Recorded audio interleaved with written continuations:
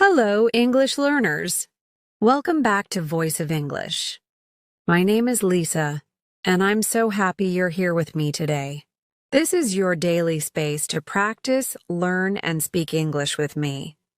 In today's session, we're going to focus on one of the most essential skills in English, describing things, people, places, and situations. You and I will be speaking together for the next 2 hours, and by the end of this session, you'll feel much more confident describing anything in English. Description is everywhere in our daily conversations. We describe our feelings, our experiences, the weather, people we meet, places we visit, and objects around us. Today, we'll practice describing in a calm, friendly, and relaxed way, just like how friends naturally talk.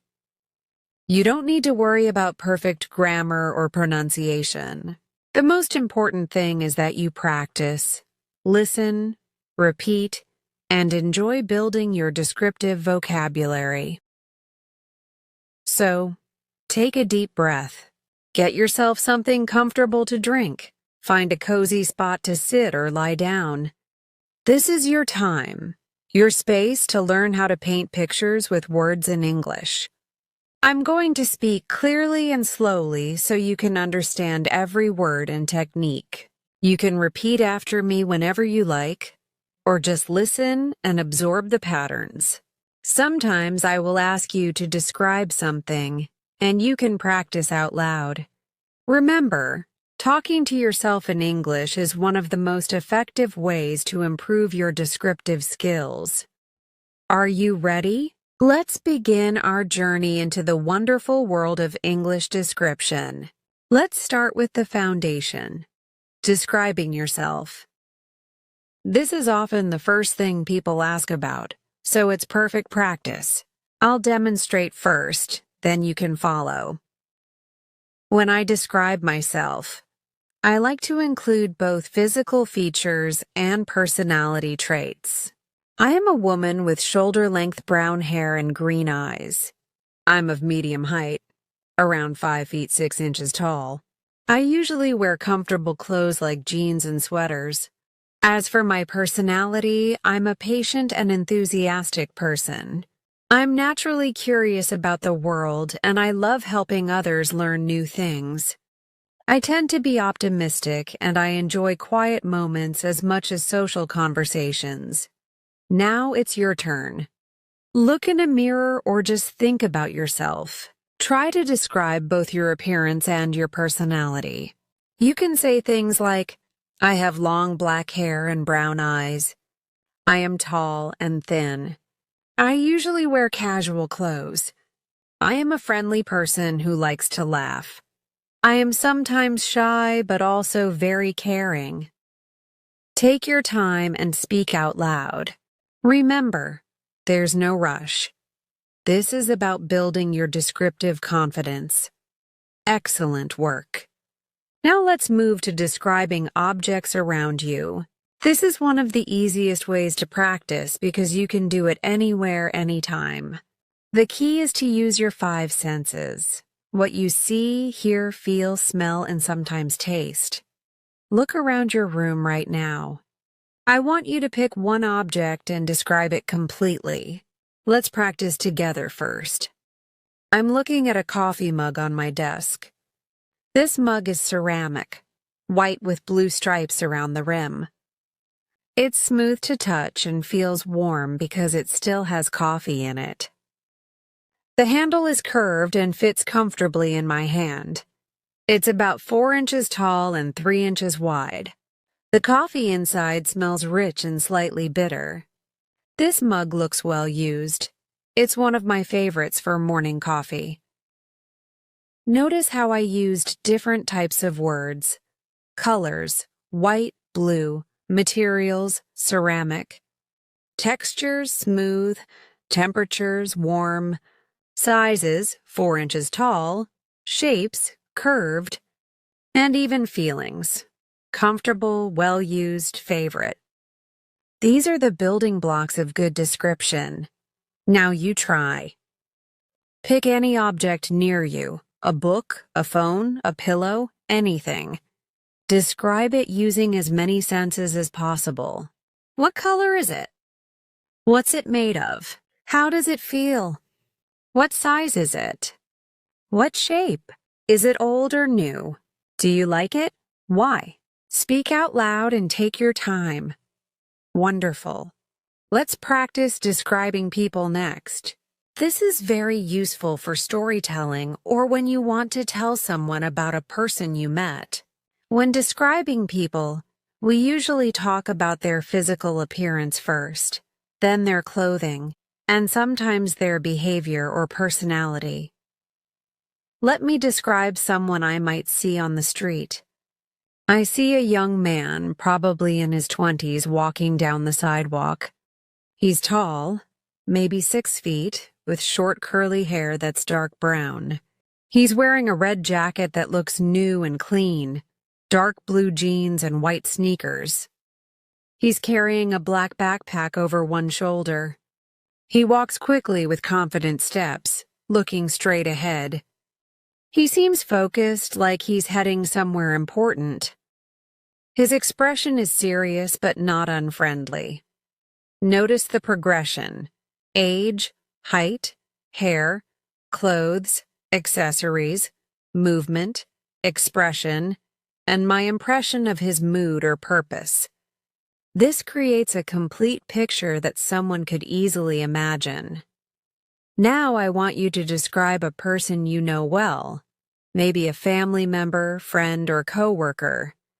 If no one comes to mind, you can describe a person from a movie or TV show. Remember to include physical features, clothing style, and personality traits. You might say, "My brother is in his 30s. He's shorter than me with thick black hair and a beard. He always wears button-up shirts and dress pants for work. He walks slowly and thoughtfully. He's very quiet but has a great sense of humor when you get to know him." Practice describing this person out loud. Don't worry about getting every detail perfect. Focus on painting a clear picture with your words. Excellent. Now let's move to describing places. This skill is essential for travel, giving directions, or simply sharing experiences. When describing places, think about the overall atmosphere, specific details, and how the place makes you feel. Let me describe my favorite park. Greenfield Park is a peaceful place in the center of my city. It's quite large, about 10 acres, with tall oak trees that provide plenty of shade. In the middle, there's a small pond where ducks swim and children often throw breadcrumbs. The walking paths are made of smooth gray stones that wind around flower gardens full of colorful roses and tulips. There are several wooden benches painted green, where people sit and read or watch their children play on the modern playground. On sunny days, the park is busy but never feels crowded. The air always smells fresh and clean, and you can hear birds singing in the trees. It's the kind of place that makes you feel calm and happy. Notice how I included size, specific features, materials, colors, sounds, smells, and the feeling the place gives me. This creates a complete sensory experience. Now you describe a place you know well: your home, your workplace, a park, a restaurant, or anywhere that's meaningful to you. Include specific details that make this place unique. What do you see, hear, and smell there? How does it make you feel? You might say, "My kitchen is small but cozy. It has white cabinets and a black countertop. There's always the smell of spices because I love to cook. The window looks out to our garden, so there's lots of natural light. In the mornings, I can hear birds singing outside. It's my favorite room because it feels warm and welcoming. Take your time and create a picture with your words. Remember, the goal is to help someone else imagine being there with you. Now let's practice describing experiences and events. This is perfect for storytelling or sharing what happened in your day. When describing experiences, focus on what happened, how it felt, and why it was important or memorable. Let me tell you about my experience at a concert last month. I went to see a jazz band at a small club downtown. The venue was intimate with maybe 100 people, and the lighting was dim and warm. The musicians were incredible. The saxophone player especially caught my attention. His music was smooth and soulful, sometimes soft and gentle, sometimes bold and energetic. The audience was completely quiet during the solos, then burst into applause after each song. I felt relaxed and transported by the music. The whole evening felt magical, like I was part of something special. It reminded me why I love live music so much. Notice how I described the setting, the people, the sensory details, sound, lighting, my emotions, and the overall meaning of the experience. Now you try. Describe a recent experience, maybe a meal you enjoyed, a movie you watched, a conversation you had, or a place you visited. Focus on specific details and how the experience made you feel. You could say, "Yesterday I tried a new restaurant with my friend. The food was delicious, especially the pasta with creamy sauce. The restaurant was noisy and busy, but the service was fast and friendly. My friend and I talked and laughed for 2 hours. I felt so happy and relaxed. It was exactly what I needed after a busy week." Speak out loud and don't worry about perfect grammar. Focus on sharing the experience in a way that makes it come alive. Now let's work on describing emotions and feelings. This is crucial for expressing yourself clearly and connecting with others. Emotions are complex, so we often need multiple words and comparisons to describe them accurately. Instead of just saying, "I'm happy," let's explore deeper descriptions. This morning, I felt genuinely content. It was like a warm, gentle feeling spreading through my chest. I felt grateful for simple things. My morning coffee tasted especially good. The sunlight through my window was golden and beautiful, and I had that quiet satisfaction that comes when everything feels right in your world. It wasn't excitement or joy, it was calmer than that.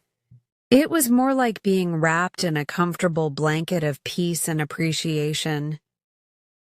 See how I used comparisons, like a warm feeling, specific details, morning coffee, sunlight, and contrasts, not excitement but calmer, to make the emotion vivid and specific. Now you try. Think of an emotion you felt recently: happiness, sadness, excitement, nervousness, pride, disappointment, anything. Describe it in detail. Where did you feel it in your body? What did it remind you of? How long did it last? What caused it? You might say, "I felt nervous before my job interview. My stomach felt tight and my hands were shaking slightly. It was like having butterflies flying around inside me." The feeling was strongest right before I walked into the office, but it slowly faded as the interview went on, and I realized the interviewer was friendly and kind. Take your time with this. Describing emotions helps you understand yourself better and communicate more effectively with others. Excellent work. Now let's practice describing weather and natural phenomena. Weather affects our mood in daily life, so it's a common conversation topic. Instead of just saying it's sunny or it's raining, let's learn to create more vivid descriptions. Today, the weather is absolutely perfect for a walk. The sky is a brilliant blue without a single cloud, and the sun feels warm on my skin without being too hot. There's a gentle breeze that makes the leaves on the trees dance and rustle softly. The air smells fresh and clean, like it does after rain, even though it hasn't rained today. The temperature is just right, about 75 degrees, warm enough for short sleeves, but cool enough that you don't feel sticky or uncomfortable. It's the kind of day that makes you want to spend hours outside. Notice how I included specific colors, physical sensations, sounds, smells, temperature, and the overall feeling the weather creates. Now look outside or think about the weather today. Describe it in detail using all your senses. Is it sunny, cloudy, rainy, windy? What does the air feel like on your skin? What do you hear? How does it make you feel? You could say, it's a gray, cloudy day today. The air feels heavy and humid, like rain is coming. I can hear wind blowing through the trees outside my window. Even though it looks gloomy, I actually find this kind of weather cozy. It makes me want to stay inside with a warm cup of tea and a good book. Practice describing different types of weather: sunny days, rainy afternoons, snowy mornings, windy evenings. This vocabulary will be useful in many conversations. Now let's move to describing food. Food descriptions engage multiple senses and can make people's mouths water just by listening.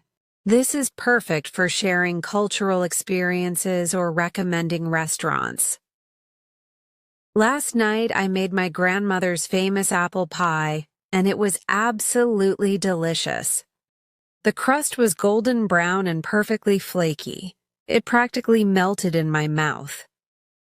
The apples were tender and sweet with just a hint of tartness, and the cinnamon and nutmeg added a warm, cozy flavor that reminded me of autumn. The pie was still slightly warm from the oven, and I served it with a scoop of vanilla ice cream that slowly melted and mixed with the sweet apple juices. Each bite was a perfect combination of textures: the crispy crust, the soft apples, and the smooth, cold ice cream. The whole kitchen smelled like cinnamon and baked apples for hours. Notice how I described appearance, textures, flavors, temperature, smell, and even memories and emotions connected to the food. Now you describe a food you love, maybe something from your culture, a dish your family makes, or something you had recently. Include how it looks, smells, tastes, and feels in your mouth. You could say, "My favorite dish is my mother's chicken curry. It's rich and golden orange from the spices. The chicken is so tender it falls apart when you touch it with a fork. The sauce is creamy and slightly spicy with flavors of ginger, garlic, and cardamom. It smells incredible when it's cooking. The whole house fills with the aroma. We eat it with rice and the combination is perfect. Every bite reminds me of home and family." Take your time and make your description so vivid that someone listening would want to try the food themselves. Let's practice describing sounds next. Sound descriptions help create atmosphere and make stories more engaging. We often use comparisons and creative language to describe sounds. This morning, I woke up to the most beautiful sounds outside my window. The birds were singing, not just chirping, but creating actual melodies that rose and fell like a natural symphony. I could hear the deep, rhythmic cooing of pigeons mixed with the bright, quick twitter of smaller songbirds.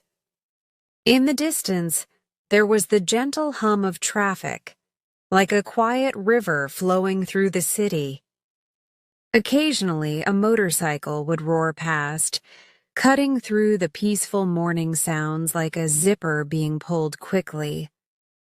The wind rustled the leaves with a soft whisper, and somewhere nearby, a dog barked twice, sharp and clear, then fell silent again. Notice how I used musical terms, melodies, symphony, comparisons, like a river, like a zipper, and action words, roar, whisper, rustle, to make the sounds come alive. Now you try. Listen carefully to the sounds around you right now, or describe sounds from a place you remember. Maybe it's your morning routine sounds, traffic outside, people talking, music playing, or nature sounds. Use creative comparisons and specific words. You might say, "Right now, I can hear my neighbor's TV through the wall. It sounds muffled, like voices talking underwater. The refrigerator in my kitchen hums constantly, a low, steady sound that's actually comforting. Every few minutes, a car drives past outside with a whooshing sound, and I can hear children playing in the yard next door, their voices bright and happy like little bells." Take time to really listen and find creative ways to describe what you hear. Now let's practice describing textures and physical sensations. This adds depth to any description and helps people really imagine the experience. I'm holding my favorite sweater right now, and it's incredibly soft. The fabric feels like a cloud between my fingers. It's wool, but so fine and delicate that it doesn't feel scratchy at all. When I run my hand across it, it's smooth in one direction and slightly rough in the other, like petting a cat's fur. The sweater is thick enough to feel substantial and warm, but light enough that it doesn't feel heavy.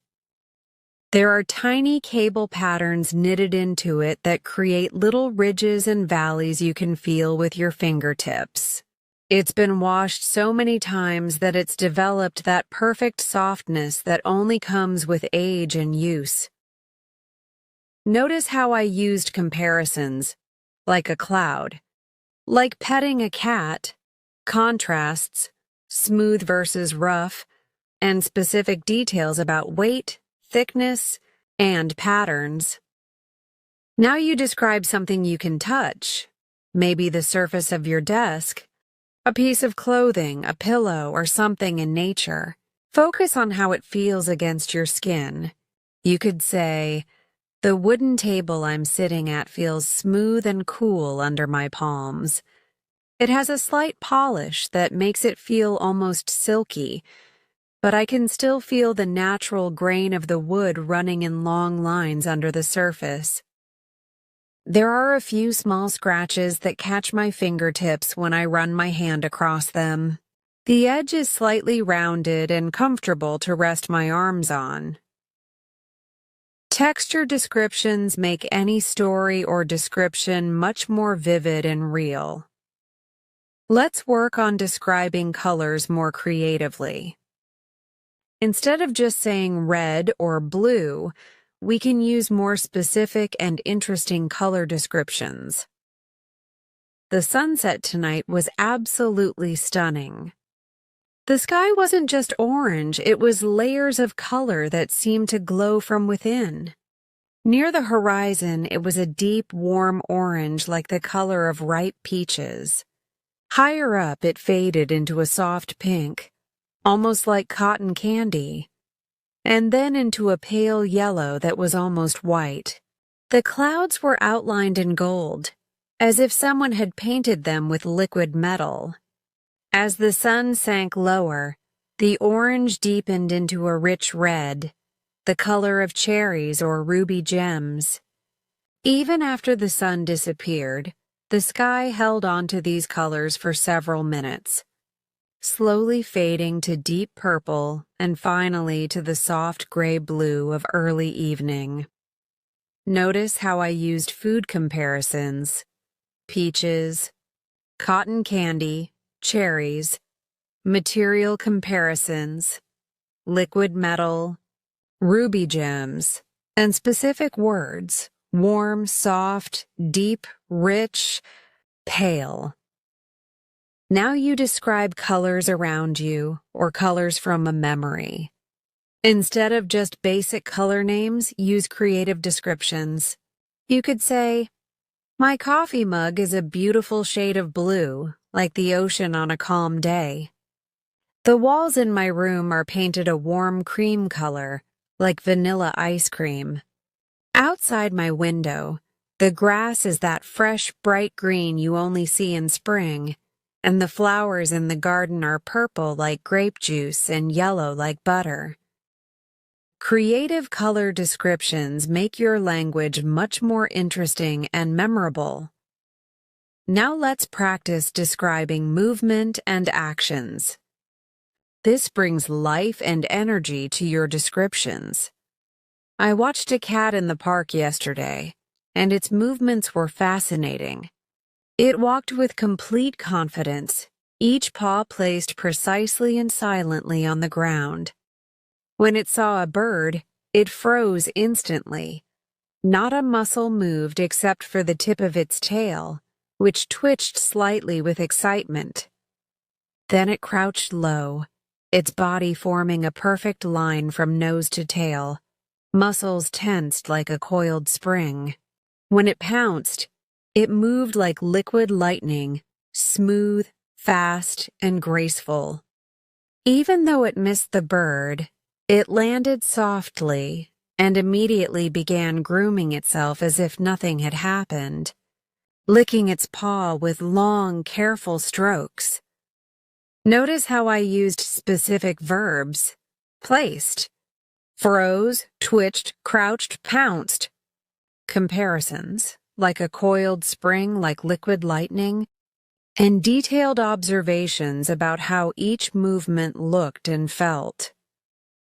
Now you describe someone or something moving, maybe a person walking, a car driving, wind blowing through trees, or water flowing. Focus on the specific way things move. You might say, "My little nephew runs everywhere instead of walking.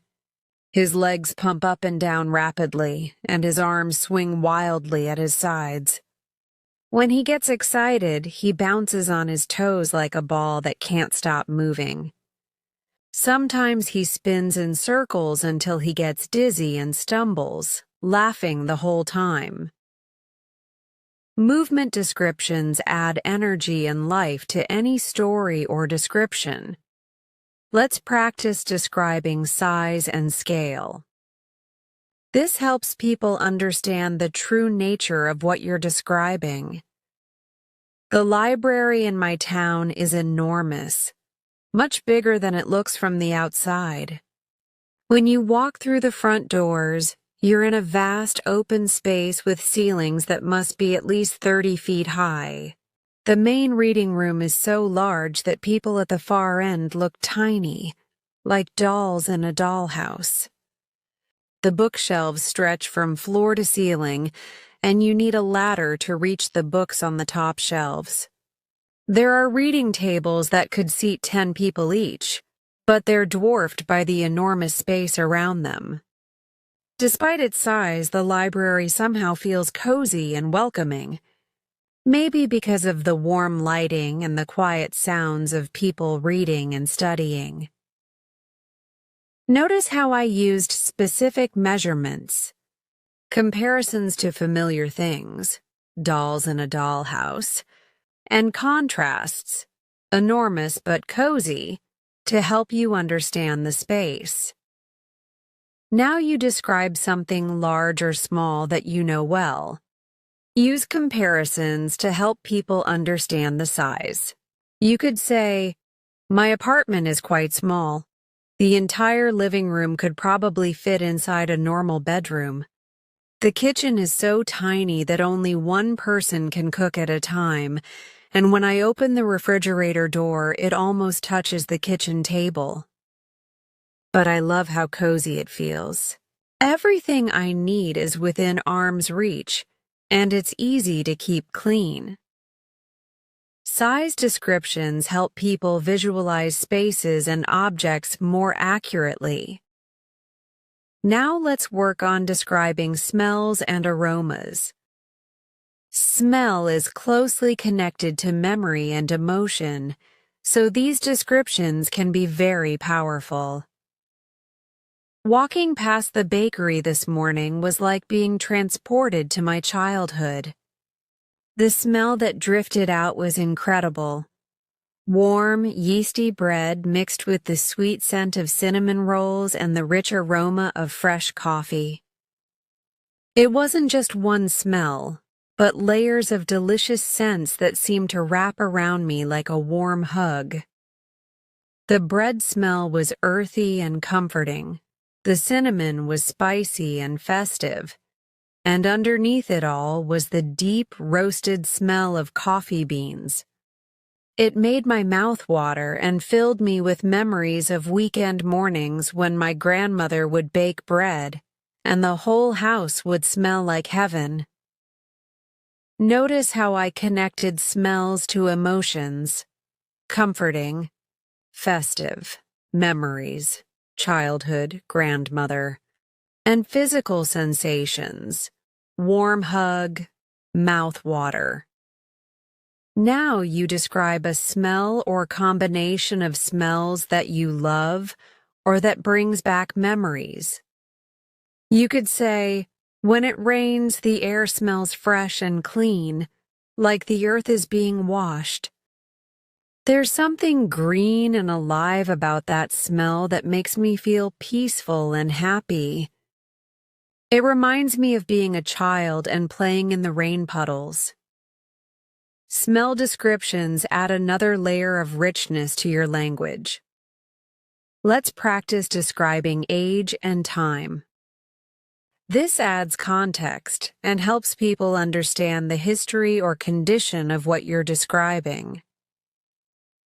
The house where my grandfather lived was ancient by American standards, built in the 1890s, over 130 years ago. You could see its age in every detail. The wooden floors were worn smooth and slightly uneven from generations of footsteps.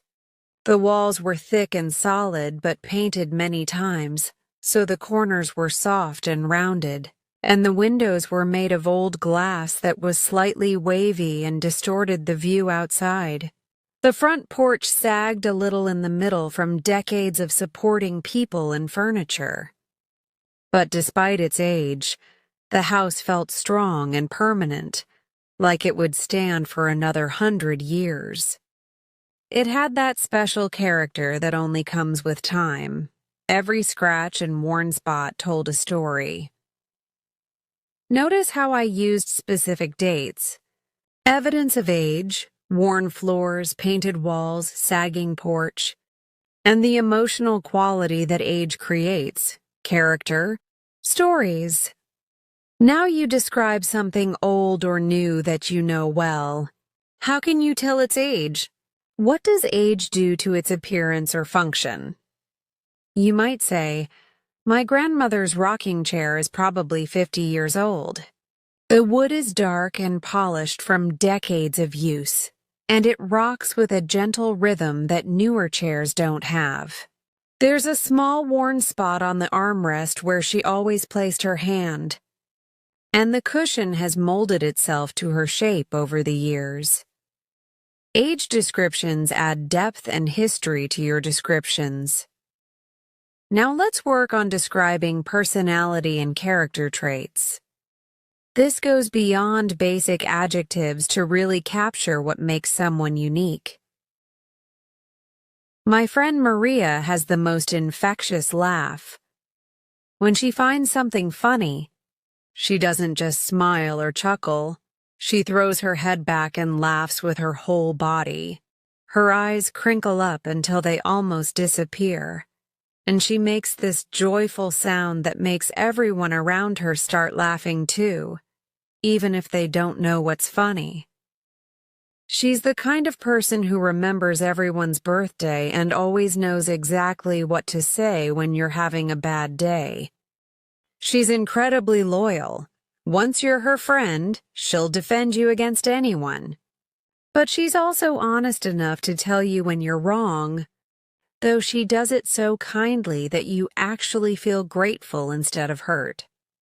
Notice how I use specific examples: infectious laugh, remembers birthdays, detailed descriptions of behavior, throws head back, eyes crinkle, and explain the effect she has on others. Now you describe someone's personality using specific examples and stories rather than just adjectives. You could say, "My brother is incredibly patient.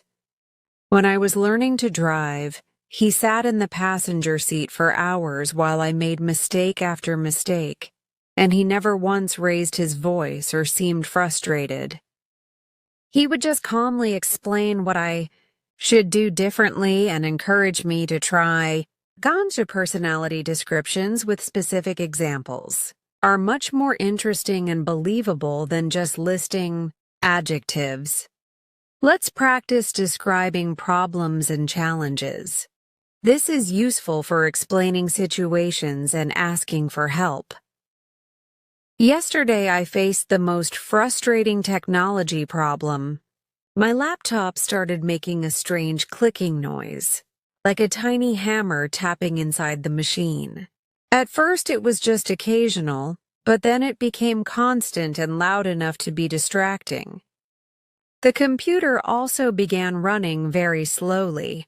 Programs that usually opened instantly took minutes to load, and typing had a delay, so I would finish a sentence and then wait for the words to appear on screen.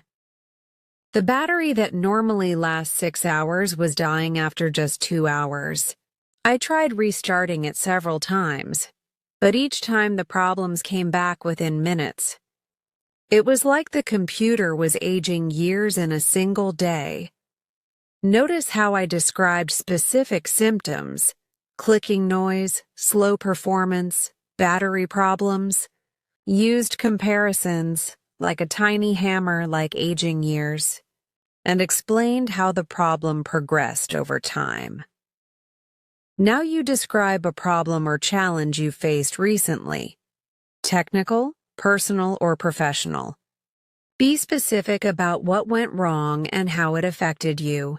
You might say, "I got lost trying to find a new restaurant last week. My phone GPS kept giving me wrong directions, and I ended up driving in circles for 30 minutes.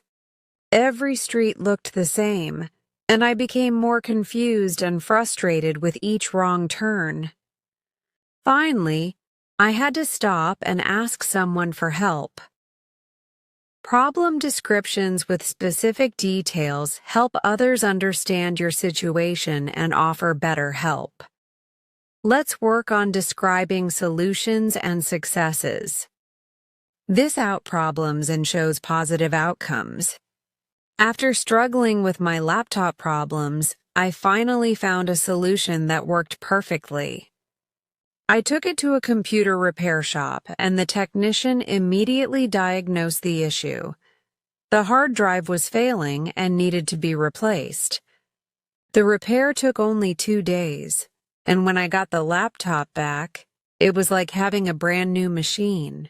The clicking noise was completely gone, programs opened instantly, and the battery lasted even longer than before. The technician also cleaned out years of dust and updated all the software, so everything ran smoother than it had in months. I felt such relief and satisfaction. It was like getting an old friend back to perfect health.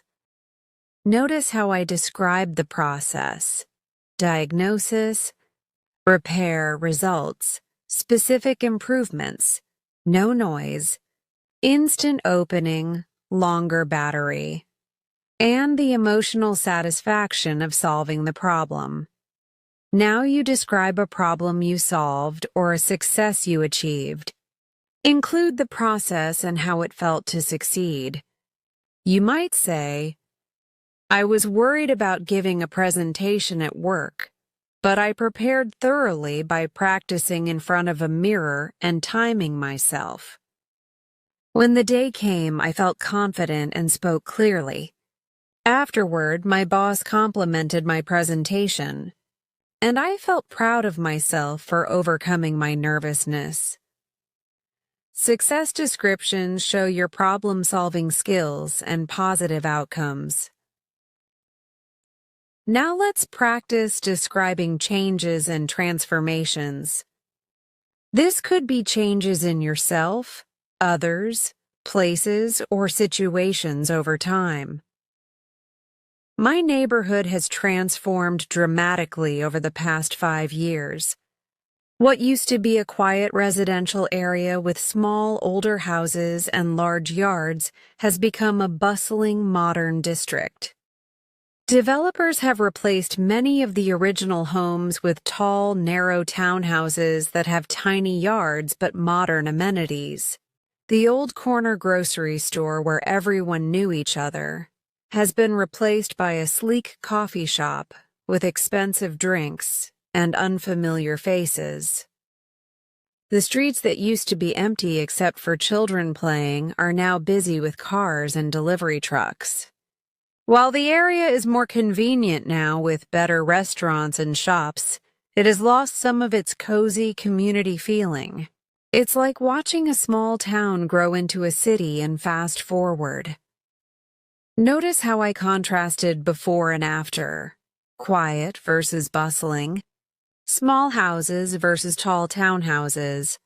Described specific changes and included both positive and negative aspects of the transformation. Now you describe a change you've witnessed in yourself. Someone you know, a place, or a situation. Include what it was like before, what it's like now, and how you feel about the change. You might say, my younger sister has changed so much since starting university. She used to be shy and rarely spoke up in groups, but now she's confident and outgoing. She used to dress very simply, but now she has her own unique style. The biggest change is that she has strong opinions about everything and isn't afraid to share them. It's wonderful to see her becoming her own person.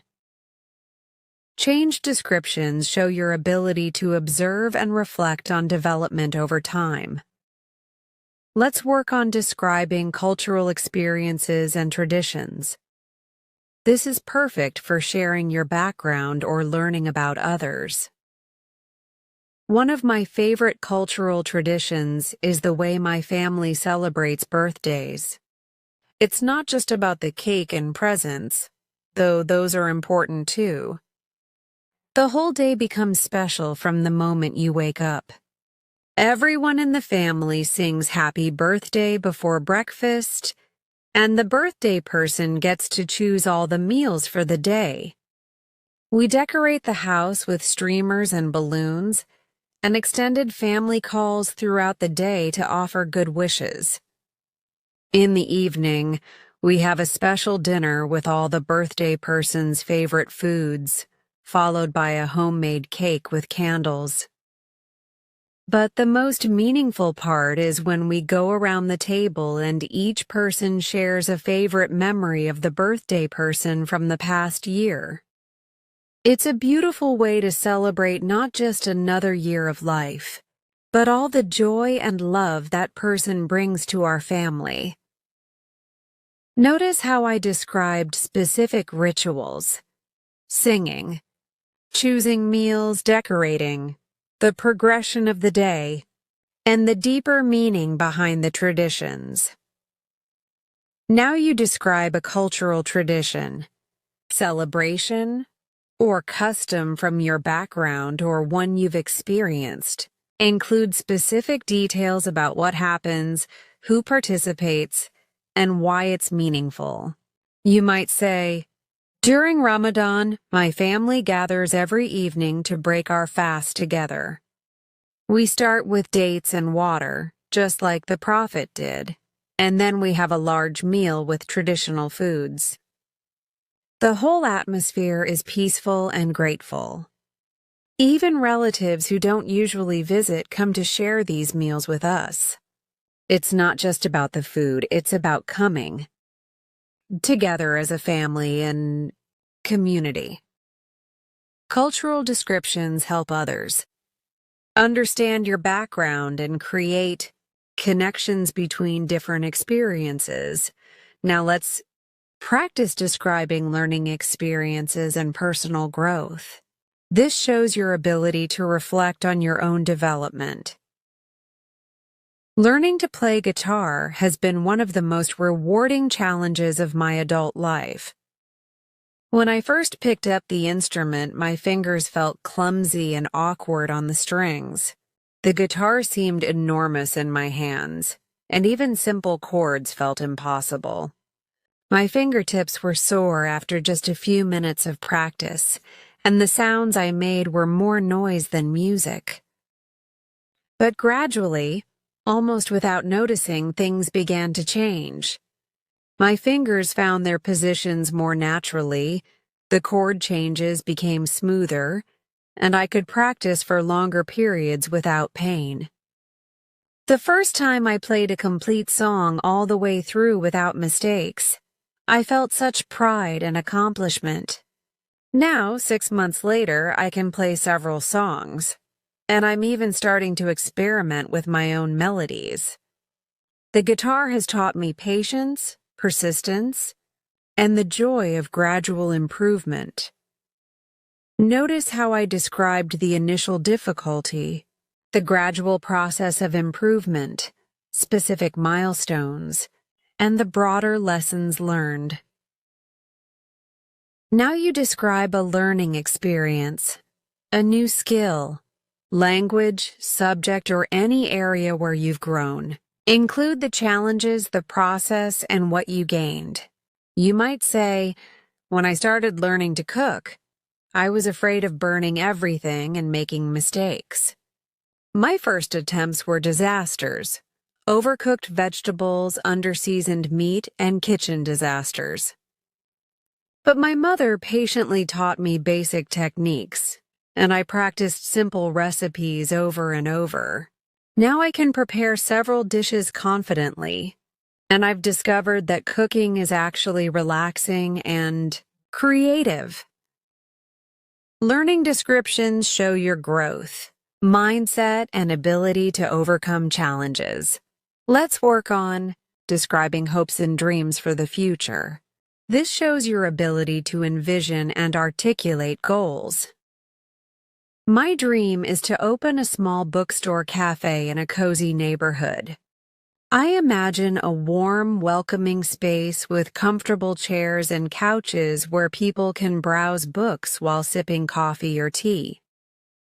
The walls would be lined with bookshelves filled with carefully selected novels, poetry, and nonfiction, including works by local authors. There would be a small performance area for poetry readings and book discussions. The cafe section would serve simple, delicious food, homemade soups, sandwiches, and pastries that complement the reading experience. I dream of creating a community gathering place where book lovers can discover new stories and connect with each other. The atmosphere would be quiet enough for reading, but social enough for conversation. It would be the kind of place where regulars know each other's names and favorite books, and where newcomers immediately feel welcome. Notice how I described specific visual details: the atmosphere I want to create, the community aspect, and the feelings I hope people will have in this space. Now you describe a dream or goal you have for the future. Include specific details about what you want to achieve and why it matters to you. You might say, I dream of traveling to Japan to experience the culture firsthand. I want to stay in a traditional ryokan, participate in a tea ceremony, and visit ancient temples. I imagine walking through cherry blossom gardens and trying authentic Japanese cuisine. Most importantly, I want to practice speaking Japanese with native speakers and improve my language skills while learning about their way of life. Future descriptions show your aspirations and motivation. Finally, let's practice describing the feeling of accomplishment when you've mastered description skills. Right now, after practicing all these different types of description, you should feel proud of your progress. The satisfaction of being able to describe anything in English clearly and vividly is incredible. It's like having a new superpower. Suddenly you can paint pictures with words, help others see and feel what you've experienced, and express yourself with precision and creativity. You've learned to use all your senses in description, to choose specific and interesting words instead of basic ones, to use comparisons and contrasts, and to include emotions and meanings along with physical details. These skills will serve you in conversations, writing, storytelling, and in building deeper connections with others. Now you describe how you feel about your progress in English description. You might say, I feel more confident now about expressing myself in English. When I started this session, I could only use basic words, but now I can create detailed pictures with my language. I understand how to use comparisons, specific details, and sensory words to make my descriptions come alive. I feel excited to practice these skills in real conversations. Let's do one final comprehensive practice. I want you to describe your perfect day from beginning to end, using all the descriptive techniques we've practiced today. Include descriptions of places, people, activities, foods, emotions, weather, sounds, smells, and anything else that would make this day special for you. You might start like this. My perfect day would begin early in the morning when the air is fresh and cool. I would wake up naturally without an alarm, feeling completely rested. The sunlight would be streaming through my bedroom window, creating golden patterns on the wall. I would hear birds singing outside, not the harsh noise of traffic, but the gentle, melodic sounds of nature waking up. Continue describing your perfect day, including what you would eat, who you would spend time with, what activities you would do, and how everything would make you feel. Use vivid, specific language and engage all your senses. Take your time and create a complete picture of this ideal day. This comprehensive practice brings together everything we've worked on, describing yourself, others, places, experiences, emotions, sensations, food, weather, and time. It's the perfect way to demonstrate how far your descriptive abilities have come. Remember, description is not just about using fancy words. It's about helping others see, feel, and understand your world. When you describe something well, you create a connection between your experience and the listener's imagination. You help them step into your shoes and see through your eyes. As we finish our 2-hour journey together, I want you to remember that description is a skill that improves with practice. Every day, challenge yourself to describe one thing in detail: your breakfast, the weather, a person you meet, how you're feeling, or something you see on your way to work. The more you practice, the more natural and creative your descriptions will become. You now have the tools to describe anything in English: physical appearance, personality traits, places, experiences, emotions, cultural traditions, problems and solutions, changes over time, learning experiences, future dreams, and much more. You know how to use your 5 senses. Create vivid comparisons, choose specific words, and include both facts and feelings in your descriptions. These skills will help you in many areas of life: telling stories to friends, writing emails or messages, giving presentations, asking for help, sharing cultural experiences, expressing your thoughts and feelings, and connecting with people from different backgrounds. Most importantly, you've learned that good description comes from careful observation and genuine expression. When you pay attention to details and share them honestly, your English becomes more interesting, more personal, and more memorable. Keep practicing, keep observing, keep describing. Every conversation is an opportunity to use these skills and continue improving. The world is full of amazing things to describe: people, places, experiences, ideas, dreams. With your new descriptive abilities, you can share all of this richness with others in clear, beautiful English.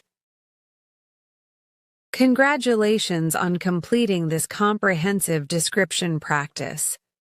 You've worked hard for 2 hours, and you should feel proud of your dedication and progress. Remember, learning English is a journey, and today you've taken a significant step forward in your ability to express yourself clearly and creatively. Thank you for spending your time with me, Lisa, here on Voice of English. Until our next session, keep describing the world around you in English. See you next time, and happy learning.